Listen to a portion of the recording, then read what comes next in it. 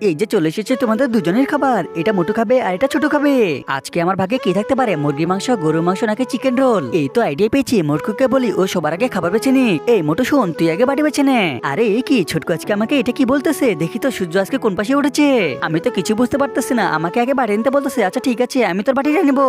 দেখি তো এটাতে কি আছে। ওরে বাবা, এটা তো ভুটিবো না, এখন আমি এটা খাবো। অনেক মজা রে, এটা খেতে অনেক মজা।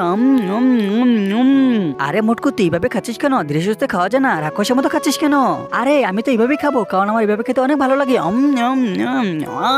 এখন আমি এটা ঝাল চাটনির সাথে মাখিয়ে খাবো। সেই স্বাদ রে। আচ্ছা তুই খা, এখন দেখি আমার বাড়িতে কি আছে। একজন মা কতটা আপন হয়, যাদের মানে তাদেরকে জিজ্ঞাসা করো। তাই আজকে দেখবো নিজের প্রাণে প্রিয় মায়ের জন্য কে কে ভিডিওতে লাইক সাবস্ক্রাইব করে দেয়, আর মাকে যারা ভালোবাসে না তারা ভিডিও থেকে দূরেই থাকো।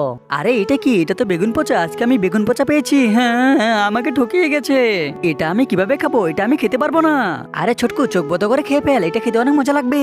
তুমি আমাকে পচা বেগুন দিয়েছো, আবার বলতেছো চোখ বন্ধ করে খেতে। আচ্ছা ঠিক আছে, এখন আমি চোখ বন্ধ করে খাবো। দেখি তো আমি একটা খেয়ে। ওরে বাবারে, এটা খেতে তো অনেক মজা। সম্পূর্ণ বাড়িটা এখন নিয়ে যাই। আরে আমি খাবার বাটি পাচ্ছি না কেন? এই কি হলো? খাবার বাটি আবার কে নিয়ে গেল? মোটকু, তুই আমার খাবার বাটি নিয়ে গেছিস?